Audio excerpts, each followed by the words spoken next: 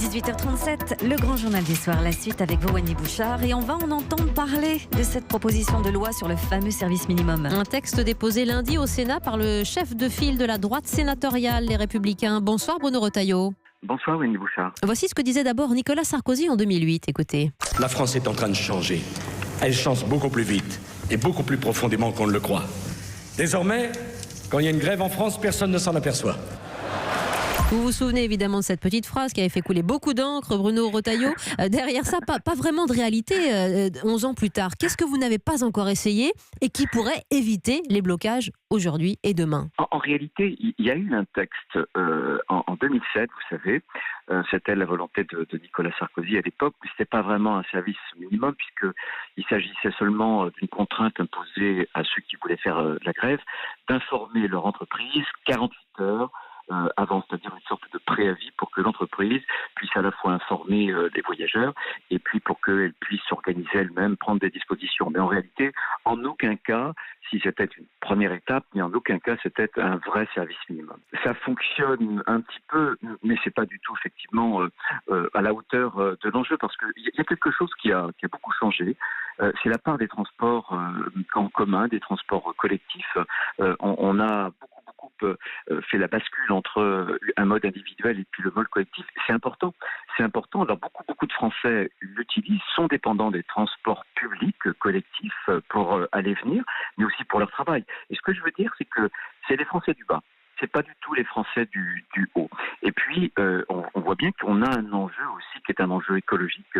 La France, il y a un mois, vient d'être condamnée, peu de Français le savent, par la justice européenne pour le dioxyde d'azote, parce qu'on a franchi depuis des années, trop fréquemment, le seuil tolérable de dioxyde d'azote. Ça, c'est le moteur de voiture. Donc, si on veut des transports publics, collectifs, qui soient fiables, pour que notamment on soit à la hauteur de l'enjeu écologique, il faut en même temps qu'ils soient réguliers. Et je souhaite qu'il y ait un service minimum et enfin un vrai service minimum. Alors quel est le sens de la proposition que vous avez déposée pour cela, Bruno Retailleau ? C'est très simple, c'est de considérer que dans une journée, on a 2 heures de pointe. On a l'heure du matin pour aller au travail et puis l'heure de retour l'après-midi. Je propose simplement qu'on concentre le matin et le soir sur ces heures de pointe, un tiers du trafic de la journée. Ça, c'est donc une première proposition. La deuxième proposition, qui a été beaucoup moins commentée, mais j'y tiens beaucoup, c'est que lorsque un train est annulé, qu'il y ait du retard, eh bien, ça n'est pas normal que les usagers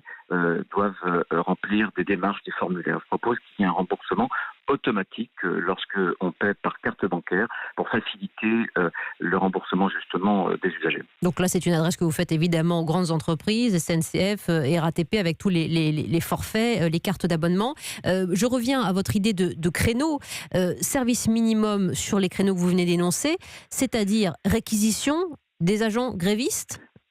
C'est-à-dire réquisition, c'est-à-dire que quand vous devez assurer un tiers le matin et le soir, ce que fera l'entreprise, admettons la RATP ou la SNCF, c'est qu'elle va d'abord recourir à un personnel qui n'est pas gréviste. Par exemple, demain, il y a un TGV sur 5, ça fait à peu près 20%. Donc on mobilise ces équipes qui ne sont pas grévistes et puis on complète en réquisitionnant le complément.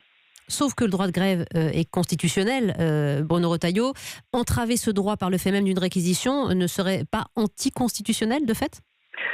Non, pas du tout. Pas du tout d'abord parce que ça existe déjà. Vous savez que en France, il y a des fonctionnaires, militaires et autres, qui n'ont pas le droit de grève, par exemple les policiers, mais il y en a d'autres qui peuvent être réquisitionnés. Oui. Donc, ils peuvent être réquisitionnés, c'est que c'est juridiquement correct, ça n'est pas anticonstitutionnel.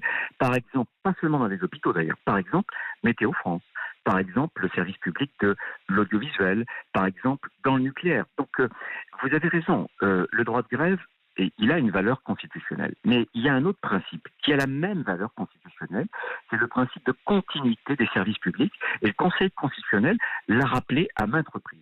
Il faut donc, quand on a deux droits qu'il ne faut pas atteindre l'un et l'autre, ce que j'essaie de faire, c'est précisément de trouver le juste point d'équilibre entre, d'un côté, le principe du droit de grève, qui a une valeur constitutionnelle, et puis de l'autre, un autre principe qui a la même valeur, c'est-à-dire la continuité du service public. Alors, vous observez évidemment tous les exemples dans notre société. Je pense à celui à la RATP. Un certain nombre de cadres ont été formés pour assurer l'intérim de conducteurs, le cas échéant. Ces exemples-là sont à suivre, à multiplier, à soutenir ? Je pense qu'ils sont à suivre, mais ils trouvent très très vite leurs limites. Parce que, par exemple, pour ce qui concerne la conduite des TGV, vous ne pouvez pas former quelqu'un de façon rapide. Je pense que ça exige de vrais professionnels. Donc le service minimum, c'est aussi un impératif. Mais encore une fois, c'est à l'entreprise évidemment de s'organiser. Si pour assurer le service minimum, il y a suffisamment de personnel qui n'est pas gréviste, il n'y a pas de problème. Si ça n'est pas le cas, à ce moment-là, il faut acquisitionner ceux qui veulent faire la grève. Autant je pense qu'il y a des bonnes raisons de protester, autant je pense que le droit de grève, il n'est pas illimité. Ça n'est pas le pouvoir pour quelques catégories de bloquer la France entière. Merci Bruno Retailleau, président des Républicains au Sénat, vous-même sénateur de Vendée. Merci beaucoup. Merci Wendy.